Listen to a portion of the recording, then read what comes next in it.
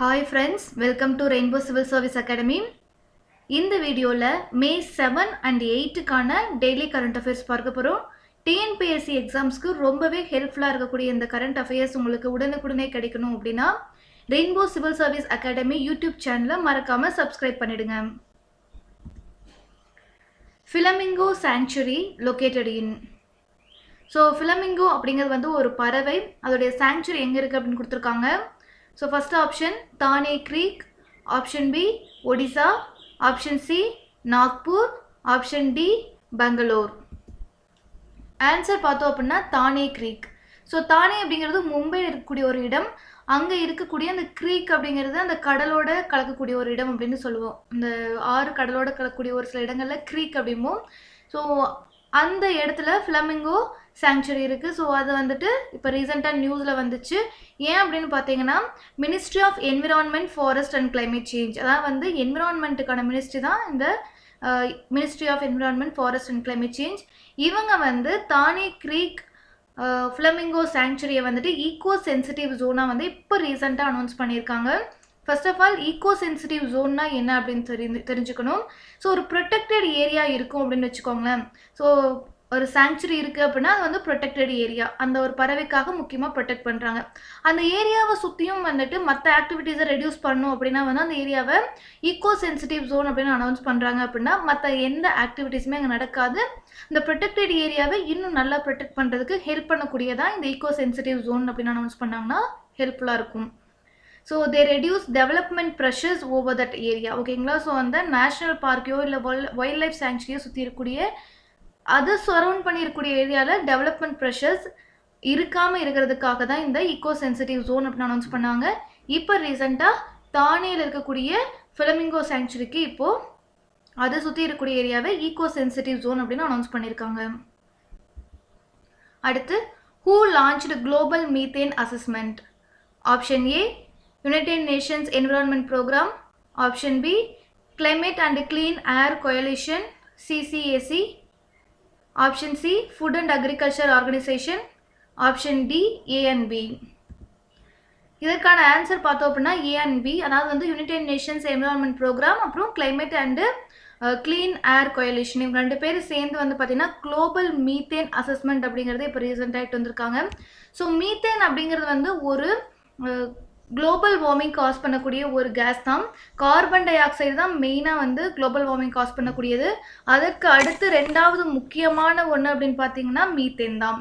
Okay, the report வந்து இப்போ வந்து குளோபல் மீத்தேன் அசஸ்மெண்ட்ங்கிறது ஒரு ரிப்போர்ட்டு. ஸோ அந்த ரிப்போர்ட்டில் என்ன சொல்லியிருக்காங்க அப்படின்னு பார்த்தீங்கன்னா ஹியூமனால் மீத்தேன் எமிஷன்ஸ் நடந்திருக்கு இல்லைங்களா, இதை வந்து 45% இப்போ நடந்துட்டு இருக்கிறத விட அதில் வந்து 45% 2020-30 ரெடியூஸ் பண்ண முடியும், இந்த 10 ஆண்டுகளில் முடியும் அப்படின்னு சொல்லியிருக்காங்க. அடுத்து பார்த்தீங்கன்னா இந்த மாதிரி ரெடியூஸ் பண்ணுறதுனால இந்த 45% ஆஃப் மீத்தேன் எமிஷனை ரெடியூஸ் பண்ணுறதுனால 0.3 டிகிரி, அதாவது 1 டிகிரிலாம் கிடையாது, வெறும் 0.3 டிகிரி செல்சியஸ் ஆஃப் குளோபல் வார்மிங்கை ரெடியூஸ் பண்ண முடியும் எப்போ 2045 அப்படின்னு வந்து சொல்லியிருக்காங்க. ஸோ முக்கியமாக மீத்தேன் எமிட் பண்ணக்கூடியவங்க யார், எந்தெந்த விஷயங்கள்லேருந்தெல்லாம் எமிட் ஆகுது அப்படின்னு பார்த்தீங்கன்னா ஃபாசில் ஃபியூல், மெயினாக இந்த கோல் பெட்ரோல்லாம் இருக்குது இல்லைங்களா, அதுதான், அது 35%. அடுத்து லேண்ட்ஃபில்ஸ் அண்ட் வேஸ்ட், நம்ம ஏதாவது கொண்டு போய் லேண்டில் டம்ப் பண்ணுறோம் இல்லைங்களா, அதுலேருந்து ஒரு ஃபவுல் ஸ்மெல் வரும் இல்லையா, அது ஒன்றும் இல்லை மீத்தேன் தான். ஸோ அந்த அப்படி வந்து மீத்தேன் கிரியேட் ஆகுது 20% இந்த உலகத்தில் அப்படின்னு சொல்கிறாங்க. அதுக்கடுத்து மேஜராக அக்ரிகல்ச்சரில் தான் வந்துட்டு மீத்தேன் ரிலீஸ் ஆகுது 40%. ஸோ அக்ரிகல்ச்சர்லேருந்து எப்படி ரிலீஸ் ஆகுது அப்படின்னு பார்த்தீங்கன்னா ரைஸ் கல்டிவேட் பண்ணுறோம், அதே சமயம் வந்துட்டு கவ் வளர்க்குறோம். இந்த ரெண்டு தான் வந்து main reason behind methane emission அப்படின்னு வந்து சொல்லுவாங்க. ஸோ ரைஸ் ஃபீல்டில் ஒரு ஸ்மெல் வரும் இல்லைங்களா, அது மீத்தேன் ரிலீஸ் ஆகுது தான். அதே போல் மாட்டுடைய வாயிலிருந்து ஒரு ஸ்மெல் வரும், அது அசை போடுறதுக்கு முன்னாடியும் சரி பின்னாடியும் சரி, அதுவும் வந்துட்டு மீத்தேனால் வரக்கூடியது தான் அப்படின்னு வந்து சொல்லுவாங்க. ஸோ அதோட வயிற்றுக்குள்ளே வந்து மீத்தேன் ப்ரொடியூஸ் ஆகும் அப்படின்னு சொல்லுவாங்க. ஆக மொத்தம் அக்ரிகல்ச்சர் தான் வந்து main contributor for methane emission. அடுத்து a 4-digit security code in DAS from May 8 to minimize data entry error about vaccination. So இந்தியாவில் வந்துட்டு வேக்சினேஷனை வந்து May 1 ஸ்டார்ட் பண்ணிட்டாங்க. பட் எனிவே வேக்சின் கம்மியாக இருந்தாலும் இப்போ ரீசெண்டாக வந்து 4 டிஜிட் செக்யூரிட்டி கோட் கொடுத்துருக்காங்க. ஸோ எதுக்காக அப்படின்னு பார்த்தீங்கன்னா டேட்டா என்ட்ரியால் வந்து தப்பாக வேக்சினேஷன் போட்டவங்க போடல அப்படிங்கிற கணக்கு மிஸ் ஆகக்கூடாது அப்படிங்கிறதுக்காக. ஸோ அது பேர் பார்த்தீங்க அப்படின்னா கோவின், அதாவது வந்து கோ அப்புறம் வின் இப்படிங்கிற ஒரு பிளாட்ஃபார்மில் தான் அந்த 4 டிஜிட் செக்யூரிட்டி கோடு போட்டு நம்ம வேக்சினேஷனே செலுத்திக்க முடியும். அடுத்து வேர்ல்டு தலாசீமியா டே. ஸோ தலாசீமியா டே அப்படின்னு வந்து May 8 வந்து நம்ம செலிப்ரேட் பண்ணுறோம்.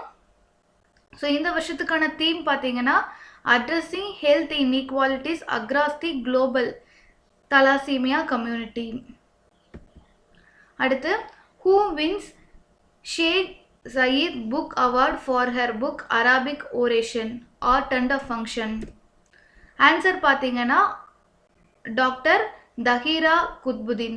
ஸோ இந்தியாவை சேர்ந்த டாக்டர் தஹீரா குத்புதீன் அப்படிங்கிறவங்க தான் வந்துட்டு இப்போ ரீசெண்டாக அரபிக் ஓரேஷன் ஆர்ட் அண்ட் ஃபங்க்ஷனுங்கிறக்கா அந்த புக்குக்காக ஷேக் சையத் புக் அவார்டு அப்படிங்கிற புக்கும் வாங்கியிருக்காங்க. அடுத்து who launches IT art app. IT art அப்படிங்கிற ஆப்பை யார் லான்ச் பண்ணியிருக்காங்க அப்படின்னு பார்க்க போகிறோம். இன்டர்போல். இந்த இன்டர்போல் அப்படிங்கிறது இன்டர்நேஷ்னல் போலீஸ். ஸோ ஸ்டேட் லெவலில் ஒரு போலீஸ் நம்ம செட்டப் பார்ப்போம். அதே போல் சென்ட்ரல் லெவலில் இருக்கக்கூடியது சிபிஐ போலீஸ்னு சொல்லுவோம். அதே போல் இன்டர்நேஷ்னல் லெவலில் ஒரு போலீஸ் இருக்கும் இல்லைங்களா, அதுதான் வந்து இன்டர்போல். இன்டர்போல் தான் வந்து இப்போ ரீசெண்டாக ஐடி ஆர்ட் அப்படிங்கிற ஒரு ஆப்பை ரிலீஸ் பண்ணியிருக்காங்க. ஸோ இது எதுக்கு அப்படின்னு பார்த்தீங்கன்னா to help identify stolon cultural property around the world. அதாவது ஒரு நாட்டிலேருந்து, அதாவது எக்ஸாம்பிளுக்கு சொன்னால் வந்துட்டு நம்ம இந்தியாவிலேருந்து ஒரு சில கோயில் சிலைகள்லாம் தேடி வெளிநாடுகளுக்கெல்லாம் இல்லீகலாக எடுத்துகிட்டு போவாங்க இல்லைங்களா. ஸோ அது மாதிரி நம்ம படங்களில் பார்த்துருப்போம், நிறையா நடக்கவும் செஞ்சுட்டு தான் இருக்கும் உண்மையிலேயே. ஸோ அந்த கல்ச்சுரல் ப்ராப்பர்ட்டியை யாராவது எடுத்துகிட்டு போனாங்க அப்படின்னா அதை ஈஸியாக ஐடென்டிஃபை பண்ணுறதுக்காக இந்த ஐடி ஆர்ட் அப்படிங்கிற ஒரு ஆப்பை இன்டர்போல் வந்து கண்டுபிடிச்சிருக்கு. ஏன்னா ஒரு நாட்டிலேருந்து இன்னொரு நாட்டுக்கு எடுத்துகிட்டு போனால் தான் அந்த மாதிரி கல்ச்சுரல் வேல்யூ இருக்கக்கூடிய பொருட்கள்லாம் ரொம்பவே காஸ்ட்லியாக இருக்கும். அதனால் அடுத்து who can take decisions in declaring the socially and economically backward community. இப்போ ரீசெண்டாக சுப்ரீம் கோர்ட் வந்து இதுக்கு வேர்டிக் கொடுத்துருக்காங்க. Socially and economically backward community அப்படின்னு யார் வந்து டிக்ளேர் பண்ணலாம், இந்த community socially and economically backward அப்படின்னு சொல்லி யார் டிக்ளேர் பண்ண முடியும் அப்படின்னு பார்த்தீங்கன்னா ஆக்சுவலாக ஆன்சர் பார்த்தீங்கன்னா பிரசிடெண்ட். ஸோ குடியரசுத் தலைவர் பிரசிடெண்ட் தான் வந்துட்டு ஒரு கம்யூனிட்டியை இந்தியாவில் எந்த மூலையில் இருந்தாலும் அவங்க socially and economically backward section அப்படின்னு வந்து அனௌன்ஸ் பண்ண முடியும். தட் இஸ் சென்ட்ரல் கவர்மெண்ட் தான் அனௌன்ஸ் பண்ண முடியும் இல்லைங்களா. ஸோ பிரசிடென்ட்னாவே ஆப்வியஸாக தெரிஞ்சுக்கலாம் சென்ட்ரல் கவர்மெண்ட். ஸோ இதில் என்ன சொல்லியிருப்பாங்க அப்படின்னா அபெக்ஸ் கோர்ட் அப்படின்னு சொல்லியிருக்காங்க. தட் இஸ் நத்திங் பட் நம்மளுடைய சுப்ரீம் கோர்ட்டு. அதில் வந்து சொல்லியிருக்காங்க என்ன அப்படின்னு பார்த்தீங்கன்னா 102nd கான்ஸ்டியூஷன் அமெண்ட்மெண்ட் வந்துட்டு state government socially and economically backward classes அப்படிங்கிறத அனௌன்ஸ் பண்ணுறதையே வந்து ஃபுல்லாக எடுத்துருது. ஸோ 102வது அரசமைப்பு சட்ட திருத்தத்தின்படி ஸ்டேட்டுக்கு பவரே இல்லை, ஒன்லி வந்துட்டு பிரசிடென்ட், அதாவது சென்ட்ருக்கு தான் பவர் இருக்குது அப்படின்னு சொல்கிறாங்க. ஓகே, அந்த 102வது அதாவது 102nd கான்ஸ்டியூஷன் அமெண்ட்மெண்ட்டை பற்றி பார்க்கணும். ஸோ இந்த அமெண்ட்மெண்ட்டில் பார்த்தீங்கன்னா article 338B and article 342A இந்த 2 ஆர்டிக்கலையும் ஆட் பண்ணியிருப்பாங்க. ஸோ 338B அப்படிங்கிற ஆர்டிக்கல் வந்து எதை டீல் பண்ணுது அப்படின்னு பார்த்தீங்கன்னா national commission for backward class இருக்கு இல்லைங்களா, அது எப்படி இருக்கணும், அதோட ஸ்ட்ரக்சர், அதோட பவர், அதோட டியூட்டிஸ் எல்லாம் சொல்லுது. அடுத்து article 342A deals with the power of the president to notify a particular caste as socio and economically backward. கிளியராக சொல்லிட்டாங்க.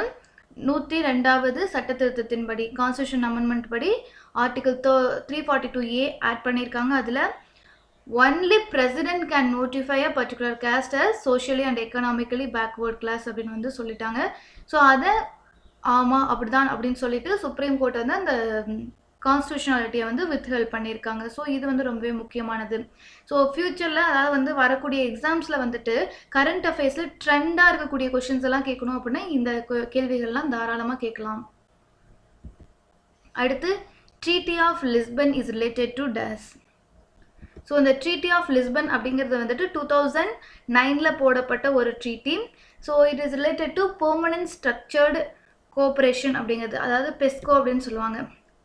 ஸோ பெஸ்கோ அப்படிங்கிறது என்ன அப்படின்னு பார்த்தீங்கன்னா it's a part of the European Union security and defence policy. அதாவது European unions எல்லாம் வந்து சேர்ந்து அவங்களுடைய டிஃபென்ஸ் பாலிசி வச்சுருக்காங்க. அதுக்குள்ளே இருக்கக்கூடிய நாடுகள் தான் பெஸ்கோ அப்படின்னு வந்து சொல்லுவாங்க. பட் இப்போது என்னென்னா யூரோப்பியன் யூனியன்னா அதுக்குள்ளே ஒரு 28 கண்ட்ரிகள் இருக்கும். அவங்க மட்டும்தான் அதில் இருக்க முடியும். பெர்மனண்ட் ஸ்ட்ரக்சர்டு கோஆப்ரேஷன் அதுக்குள்ளே இருக்க முடியும். டிஃபென்ஸ் ஓரியன்டாக அவங்க ஃபுல்லாக செட் பண்ணியிருப்பாங்க. இப்போ நேட்டோ அப்படின்னு பார்த்தீங்கன்னா நார்த் அட்லாண்டிக் ஓஷன்ஸ் பக்கத்தில் கூடிய எல்லா கண்ட்ரிஸும் ஒன்றா சேர்ந்து டிஃபென்ஸ் பாலிசி மெயின்டைன் பண்ணிட்டு இருப்பாங்க. பெஸ்கோங்கிறது யூரோப்பியன் யூனியனில் இருக்கிற எல்லா கண்ட்ரிஸும் சேர்த்து அவங்களுடைய டிஃபென்ஸ் பாலிசியை மெயின்டைன் பண்ணுறாங்க. இப்போ ரீசெண்டாக பார்த்தீங்கன்னா யூரோப்பியன் யூனியன் வந்துட்டு இந்த பெர்மனன்ட் ஸ்ட்ரக்சர்டு கோஆப்ரேஷனுக்குள்ளே நார்வே, கனடா அண்டு யூஎஸ் இவங்க 3 பேரும் வந்துட்டு உள்ளே வர்றதுக்கு அப்ரூவல் பண்ணியிருக்காங்க.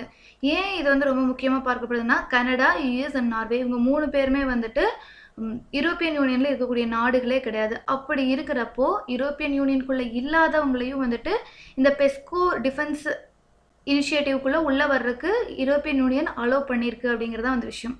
எப்படி சொல்லலாம்னா இந்தியாவுடைய டிஃபென்ஸ்க்குள்ளே அந்த டிஃபென்ஸ் ஸ்ட்ராட்டஜிக்குள்ளே வெளியில் இருக்கக்கூடிய யாரோ ஒருத்தங்க இந்தியாவுக்கு சம்மந்தமே இல்லாத யாராவது ஒருத்தங்களை கொண்டு வந்து உள்ளே வச்சா எப்படி இருக்கும், அது மாதிரி தான் இப்போது பெர்மனன்ட் ஸ்ட்ரக்சர்டு கோஆப்ரேஷனுக்குள்ளே அதாவது பெஸ்கோக்குள்ளே 3 நாடுகளை கொண்டு வந்து அலோவ் பண்ணியிருக்காங்க யூரோப்பியன் யூனியன். ஸோ இந்த ட்ரீட்டி ஆஃப் லிஸ்பன் அப்படிங்கிறது எதுக்கு அப்படின்னு பார்த்தீங்கன்னா இந்த யூரோப்பியன் யூனியன் எல்லாரும் சேர்ந்து இந்த பெர்மனன்ட் ஸ்ட்ரக்சர்டு கோஆப்ரேஷன் அப்படிங்கிறத செட் பண்ணுறதுக்கான ஒரு ட்ரீட்டி தான் ட்ரீட்டி ஆஃப் லிஸ்பன் அப்படிங்கிறது. அடுத்து வாட் இஸ் ஓஸ்டியோசைட்ஸ். ஸோ ஓஸ்டியோசைட் அப்படின்னா என்ன அப்படிங்கிறது பார்க்க போகிறோம். ஸோ இது இட்ஸ் சயின்ஸ், அதாவது வந்து பயாலஜி ரிலேட்டடானது. They are oblate shaped bone cells. அதாவது வந்து போன் செல்ஸில் நம்ம பாடியில் போன்ஸ் இருக்கும் ஆப்வியஸாக. ஸோ நம்மளை ஃபுல்லாக நம்மளை ஒரு ஸ்ட்ரக்சராக இருக்கும் அப்படின்னா அதுக்கு காரணமே வந்துட்டு இந்த போன் தான். போன் இல்லை அப்படின்னா நம்மளுக்கு வந்து ஸ்ட்ரக்சரே இருக்காது. ஜஸ்ட் லைக் அமீபா மாதிரி அப்படியே கொலகலோன்னு இருப்போம். ஓகேங்களா? ஸோ போனே இல்லைனா ஓகே. ஸோ ஒரு ஆப்லேட் ஷேப்பில் இருக்கக்கூடிய போன் செல் தான் வந்துட்டு ஆஸ்டியோலாய்ட்ஸ் அப்படின்னு வந்து சொல்கிறாங்க. They are found in phone tissues. And ஒரு உயிரினம் எவ்வளோ நாளைக்கு வாழுதோ அது வரைக்கும் அது வந்து அந்த ஆஸ்டியோசைட்ஸ் அப்படின்னு சொல்லக்கூடிய இந்த போன் செல் வந்து வாழும் அப்படின்னு சொல்கிறாங்க. ஸோ ஒரு ஹியூமன் பாடிக்குள்ளே 42 பில்லியன் ஆஸ்டியோசைட்ஸ் இருக்கும் அப்படின்னு சொல்கிறாங்க. And make it sure osteocytes do not divide. அவங்க வந்து டிவைடே ஆக மாட்டாங்க. ஒன்ஸ் ஃபார்ம் ஆனது தான். Their average half life is 25 years. அப்போ ஒரு மனிதனுடைய 50 இயர்ஸ் தான் வந்து அதோட லைஃபே முடியுது. ரைட்டுங்களா? ஸோ ஜெனரலாக போன் வீக்கெல்லாம் ஆகும் நம்ம வந்து ஏஜ் ஆக ஆக. ஏன் அப்படின்னு பார்த்தீங்கன்னா ஆஸ்டியோசைட்ஸ் அப்படிங்கிறது வந்து அதோட லைஃப் அதிகபட்சமாக சீக்கிரம் முடிய நிறைய செல்கள் அதோடைய ஆஸ்டியோசைட்ஸோடைய லைஃப் முடிய நம்மளுடைய போன் வீக் ஆகுது, அவ்வளோதான். ஸோ ஒரு செல்லு நம்ம பாடியில் இருக்கிறது அழியாமல் அப்படியே, அதாவது வந்து அழியாமன்னு சொல்ல மாட்டேன், டிவைட் ஆகாமல் அப்படியே இருக்கிறது அப்படின்னு பார்த்தீங்கன்னா அது வந்து ஆஸ்டியோசைட்ஸ் தான். அடுத்து osteoblast are cells that synthesize bones. So போன்ஸில் இருக்கக்கூடிய செல்ஸ் பேர் பார்த்தீங்கன்னா ஆஸ்டியோபிளாஸ்ட் அப்படின்னு சொல்கிறது. இப்போ ரீசெண்டாக இது எதுக்கு நியூஸில் வந்துச்சு அப்படின்னு பார்த்தீங்கன்னா இந்த ஆஸ்டியோசைட்டுடைய ஜெனட்டிக் ஸ்டடியை ரீசெண்டாக ஃபைண்ட் அவுட் பண்ணியிருக்காங்க. அது வந்து எப்படி ஒர்க் ஆகுது என்ன அப்படிங்கிறதுக்கு ஒரு ஹிண்ட் கிடைச்ச மாதிரி இருக்குது. ஸோ அதனால் இது நியூஸில் வந்திருக்கு. ஸோ அவுட் ஆஃப் கன்வென்ஷனில் கொஸ்டின் கேட்கலாம் அப்படின்னா இந்த கேள்விகள்லாம் கண்டிப்பாக வரும். அடுத்து what is DDoS? So distributed denial of service. So distributed denial of service அப்படிங்கிறது என்ன அப்படின்னு பார்த்தீங்கன்னா denial of service, ஒரு சர்வீஸ் கிடைக்காம போகிறது. ஓகேங்களா? ஓகே. அப்போது இது வந்து it's related to cyber attack அப்படிங்கிறது ஞாபகம் வச்சுக்கோங்க. இப்போ ரீசெண்டாக பெல்ஜியம் கவர்மெண்ட்டுடைய சைட் வந்து ஃபுல்லாக கிராஷ் ஆச்சு. எதனால் அப்படின்னு பார்த்தீங்கன்னா இந்த டிஸ்ட்ரிபியூட்டட் denial of service அப்படிங்கிற அட்டாக்கால தான் அப்படின்னு வந்து சொல்கிறாங்க. So it is done by controlling a network of malware infected devices. அதாவது வந்து நிறைய சிஸ்டம் வந்துட்டு மால்வேர் இன்ஃபெக்ட் ஆகிருக்கும். அந்த சிஸ்டத்தை ஃபுல்லும் வந்துட்டு நெட்ஒர்க் வச்சு கிராஷ் பண்ணுறது தான் வந்து இந்த டிஸ்ட்ரிபியூட்டட் denial of service அப்படின்னு சொல்கிறாங்க. இப்போ ரீசெண்டாக பெல்ஜியம் கவர்மெண்ட்டோட சைட்டே வந்து இப்படி ஆஃப்லைனுக்கு கொண்டு போயிட்டாங்க. ஓகேங்களா? எந்த சைட்டுமே ஒர்க் ஆகாமல் பண்ணாங்க. It's a cyber threat. ஓகேங்களா? So it disturb the normal traffic of a targeted server. ஒரு டார்கெட்டட் கவர்மெண்ட் சர்வர் இருக்கு இல்லைங்களா, அதுக்கு போகக்கூடிய நார்மல் டிராஃபிக்கே வந்து டிஸ்டர்ப் பண்ணும். அப்போ ஆப்வியஸாக யாருமே அதை அக்சஸ் பண்ண முடியாது. ரைட்டுங்களா? So distributed denial of service அப்படிங்கிறது DDoS அப்படின்னு சொல்லுவோம். இப்போ ரீசெண்டாக இந்த மெத்தடை வச்சு பெல்ஜியன் கவர்மெண்ட்டோடைய சைட்டை கிராஷ் பண்ணியிருக்காங்க. அதாவது யூஸ் இல்லாமல் பண்ணியிருக்காங்க. அடுத்து which state government bans glyphosate? So இப்போ ரீசெண்டாக பார்த்தீங்கன்னா தெலுங்கானா கவர்மெண்ட்டு கிளைஃபாசேட் அப்படின்னு சொல்லக்கூடிய ஒரு ஹெர்பிசைடை பேன் பண்ணியிருக்காங்க.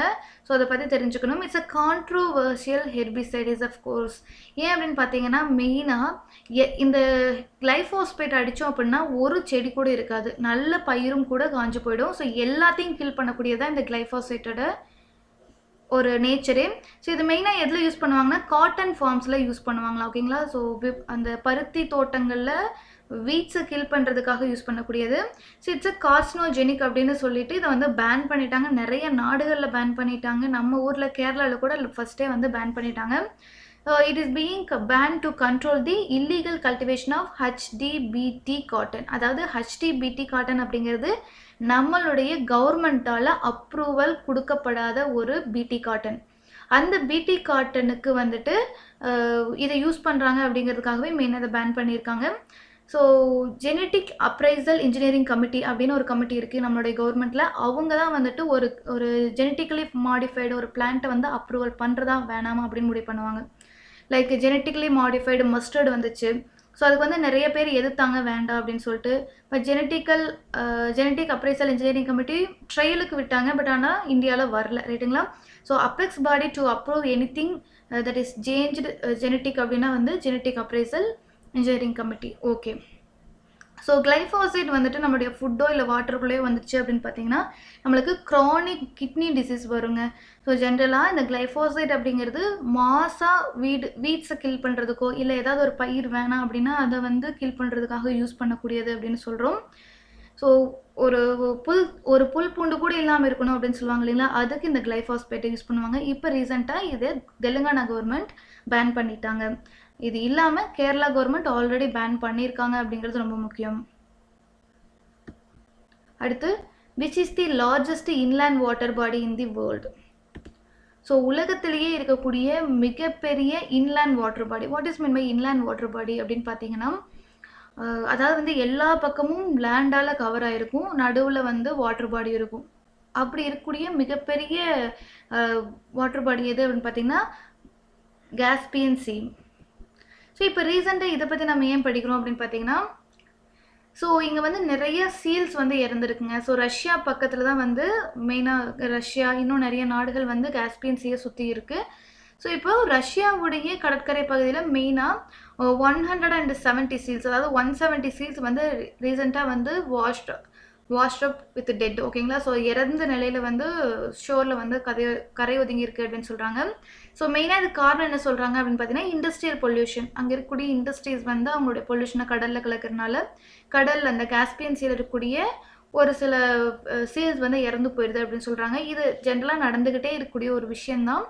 பட் எனிவே நோட் பண்ணிக்கோங்க, லார்ஜஸ்ட் இன்லேண்ட் வாட்டர் பாடி இந்த வேர்ல்டு அப்படின்னு பார்த்தீங்கன்னா காஸ்பியன் சீ. ஸோ இந்த காஸ்பியன் சீல் இருக்கக்கூடிய சீல்ஸும் வந்து என்டேஞ்சர்டு சீல்ஸ் அப்படின்னு வந்து சொல்கிறாங்க. அடுத்து which government announces free COVID-19 vaccination drive for all media houses? So இப்போ எல்லாருக்குமே வந்துட்டு வேக்சின் போடுறோம் அப்படின்னு சொல்லியிருந்தாங்க 18 எபோவ் இருக்கிற எல்லாருக்குமே. பட் வேக்சின் பற்றாக்குறையால் வந்துட்டு யாருமே போட முடியாத ஒரு சுச்சுவேஷன் தான் போய்கிட்டு இருக்கு.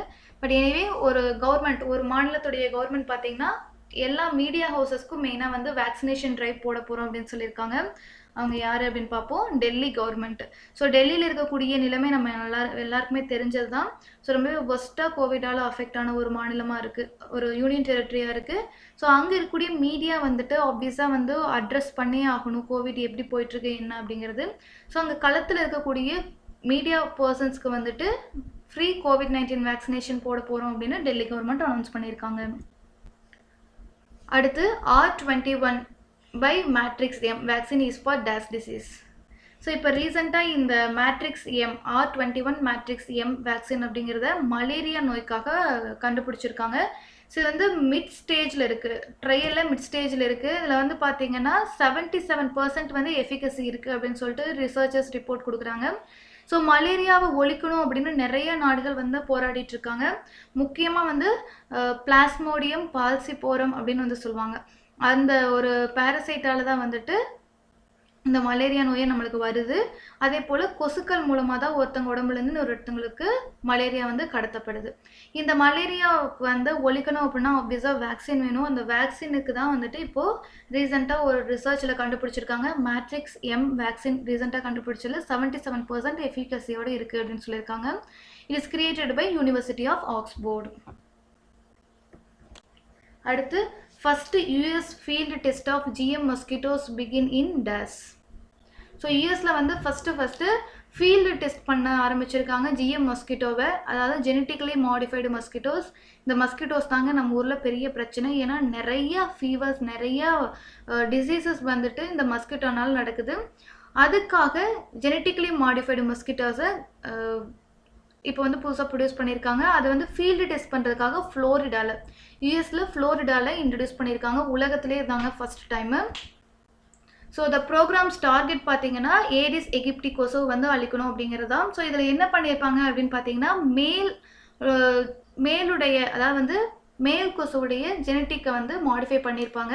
ஸோ ஒன்ஸ் வந்து அது ஃபீமேலோடைய வந்துட்டு மேக் பண்ணிவிட்டு எக் ப்ரொடியூஸ் ஆகும் இல்லைங்களா, அந்த எக் ப்ரொடியூஸ் ஆகிற டைமில் அந்த ஃபீமேல் கொசுவை வந்து கொண்டுடும். ஸோ மெயினாக நம்மளை கடிக்கிறதே வந்து ஃபீமேல் மஸ்கிட்டோ தான். அதை கொண்டுட்டுச்சு அப்படின்னா வந்துட்டு மெயினாக ஃபீமேலே இல்லாமல் போயிடுச்சுன்னா ஆப்வியஸாக ஒரு காலகட்டத்தில் ஒரு ஜெண்டர் மட்டும் இருக்காங்க, இன்னொரு ஜெண்டர் இல்லவே இல்லைன்னா அந்த இனம் அழிஞ்சிடும்.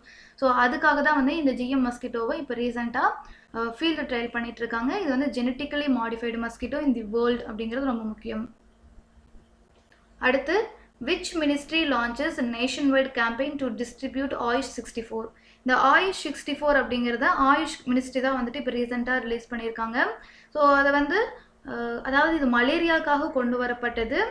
ஆயுஷ் 64 அப்படிங்கிறது என்ன அப்படின்னு பார்த்தீங்கன்னா, இது வந்து ஒரு பாலி ஹேர்ப் இருக்கக்கூடிய, அதாவது நிறைய ஹேர்பல் ஐட்டம்ஸ் இருக்கக்கூடிய ஒரு குடிநீர் தான். இதை சாப்பிட்றதன் மூலமாக mild to moderate COVID-19 infection இருக்கிறவங்களுக்கு ரொம்பவே ஈஸியாக வந்து ரெக்கவர் ஆகுறாங்கன்னு சொல்கிறாங்க. ஸோ இதை எல்லாருக்கும் கொண்டு போய் சேர்க்கணும் அப்படிங்கிறதுக்காக ஆயுஷ் 64 அப்படின்னு சொல்லிட்டு ஒரு கேம்பெயினை வந்து ஆயுஷ் மினிஸ்ட்ரி தொடங்கி வச்சுருக்காங்க இப்போ. ஸோ இது ஆக்சுவலாக வந்து முதல்ல வந்ததுக்கு எதுக்கு அப்படின்னு பார்த்தீங்கன்னா மலேரியாக்காக தான் வந்துச்சு. பட் எனிவே இப்போ நம்ம இதை கோவிட்காக யூஸ் பண்ணுறோம். ரொம்பவே எஃபெக்டிவான ஒன்று, ஆயுர்வேதிக் மருந்து அப்படின்னு வந்து சொல்கிறோம். ஸோ May 7 and 8க்கான கரண்ட் அஃபேர்ஸ் இந்த வீடியோவில் ஃபுல்லாக கவர் பண்ணியிருக்கோம். உங்களுக்கு இந்த வீடியோ பிடிச்சிருந்துச்சுன்னா லைக் பண்ணுங்கள். எப்படி உங்களுக்கு கரண்ட் அஃபேர்ஸ் வேணும் அப்படின்னு சொல்லி கீழே கமெண்ட்ஸில் சொல்லுங்கள். உங்களுக்கு ஏதாவது கொரீஸ் இருந்தாலும் கமெண்ட்ஸில் சொல்லுங்கள். மறக்காமல் இந்த சேனலை சப்ஸ்கிரைப் பண்ணிவிடுங்க. தேங்க்யூ.